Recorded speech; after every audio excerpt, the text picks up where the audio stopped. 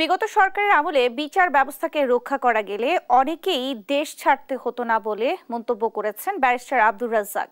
তার দেশে ফেরা উপলক্ষে আয়োজিত সংবর্ধনায় এই কথা বলেন তিনি। স্বৈর সরকারের রোষানলে পড়ে দীর্ঘ 11 বছর লন্ডনে ছিলেন বর্ষিয়ান এই আইনজীবী।